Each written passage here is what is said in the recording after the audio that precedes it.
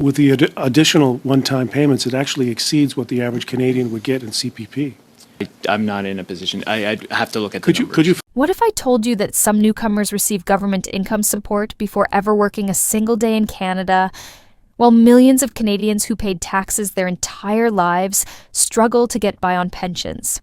What if I told you this isn't a rumor? It's being discussed inside the House of Commons right now. This debate isn't about refugees versus Canadians. It's about fairness, transparency, and accountability. Because when rent is unaffordable, when jobs are scarce, when young Canadians and temporary workers feel squeezed, the real question becomes, who is the system actually working for? Stay with me, because what you're about to hear next raises questions every Canadian deserves answers to. Thank you, Madam Chair. Just as a housekeeping question or request on behalf of my colleague, Mr. Redekop, I wonder if the Minister, if she might provide us with a report on the status of all pending Yazidi PSR claims, cases in Canada, if that's possible. We're just looking for a report. I don't need a verbal answer now, but just looking for some additional information. Is that fair enough? I'll look into that. I don't know if it's possible, but I will look. Appreciate it. I wonder, Madam Chair, the IRCC is seeking additional funds. It's not a great deal of additional funds for the Resettlement Assistance Program, but it is in addition to the budget. Support for eligible refugees, including a one-time startup payment and monthly income support. How much is the one-time payment?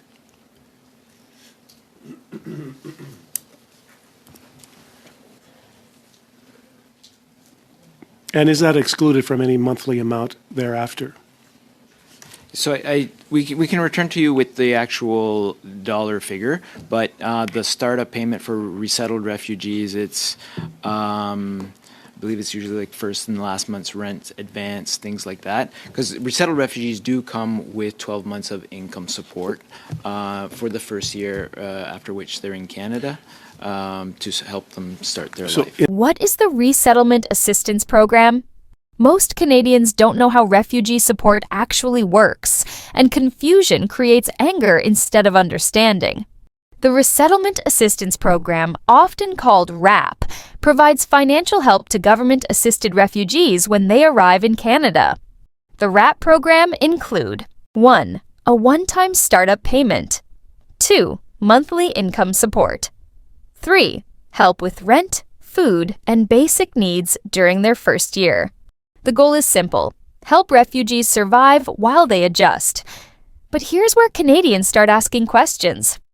How much is the one-time payment and why does it matter? This focuses on transparency and matter because even government officials couldn't immediately provide the number. In the committee, officials explained that the startup payment often covers first and last month's rent, furniture, and basic setup costs. But the exact dollar amount wasn't available on the spot, and that raises a serious issue.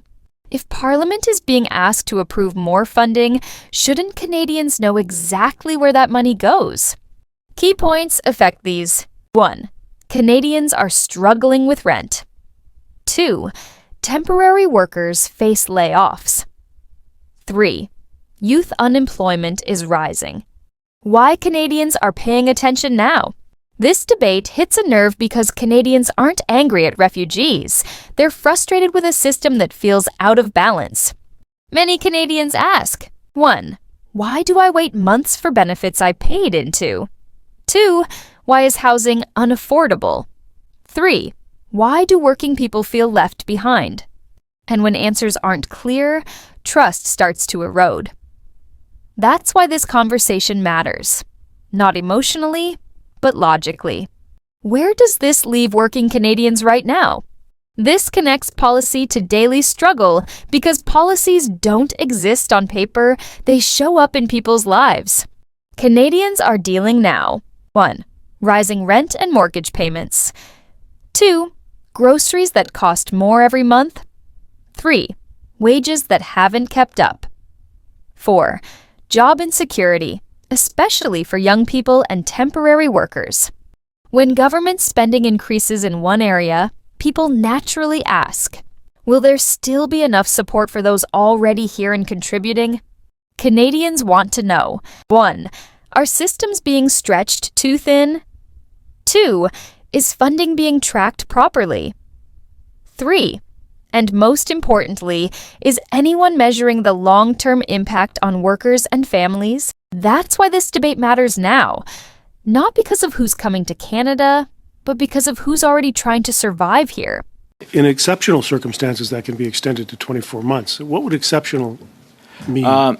Those would be refugees with high settlement needs that need additional support.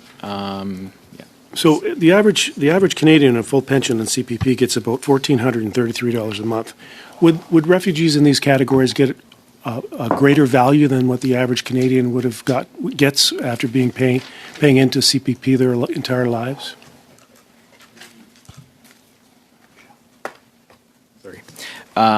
The Resettlement Assistance Program income support that's provided is pegged to the social assistance levels in the province or territory in question. So What does exceptional circumstances really mean? This explains the extension of refugee income support from 12 months to 24 months and why the term exceptional matters to Canadians. During the debate, officials stated that in some cases, refugee income support can be extended beyond the standard 12 months to 24 months.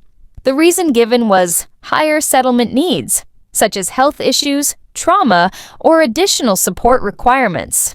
While this explanation sounds reasonable, the concern for Canadians is the lack of clear definitions. When policies rely on broad language, people are left wondering how often these extensions happen and who qualifies. Clarity matters because extended support requires long-term funding and affects overall system capacity. Key points mentioned below. 1. Income support can extend from 12 to 24 months. 2. Extension applies to exceptional circumstances. 3. Criteria for qualification are not clearly defined. 4. Decisions impact government spending and capacity. CPP versus refugee support. Why this comparison matters. This heading focuses on fairness, comparing lifelong CPP contributions with government-supported income assistance. A major moment in the debate came when CPP was brought into the conversation. The average Canadian receives about $1,433 per month after paying into CPP for decades. The question raised was whether refugees receiving income support, especially with additional payments, could receive more than Canadians who contributed their entire working lives. Officials explained that refugee income support is tied to provincial social assistance rates. Key points mentioned below. 1.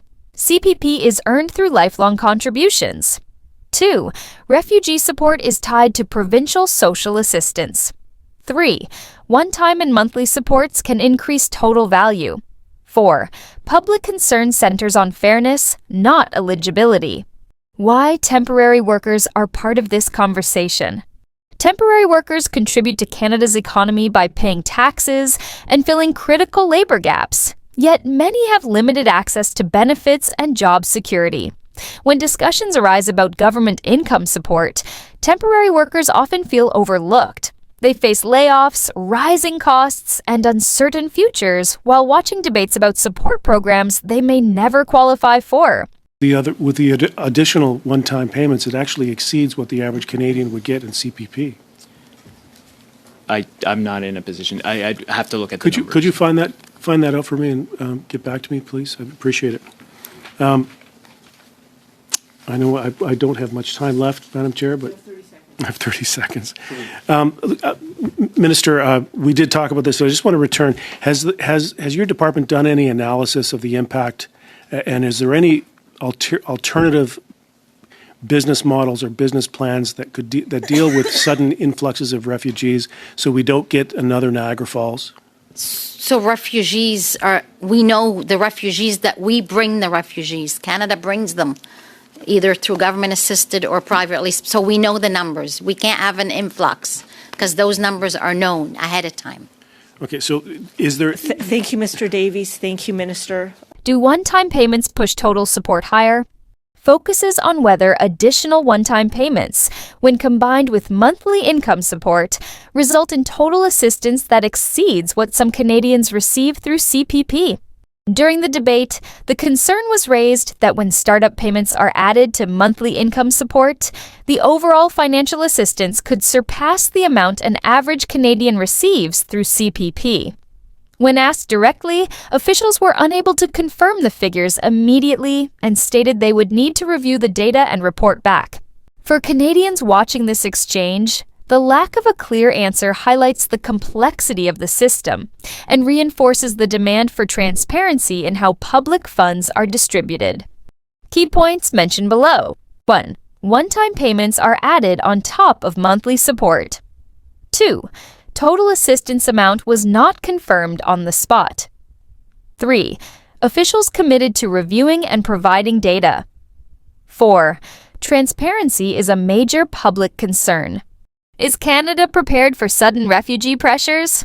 The question raised about sudden influxes reflects real-world experiences where communities felt overwhelmed despite advanced planning.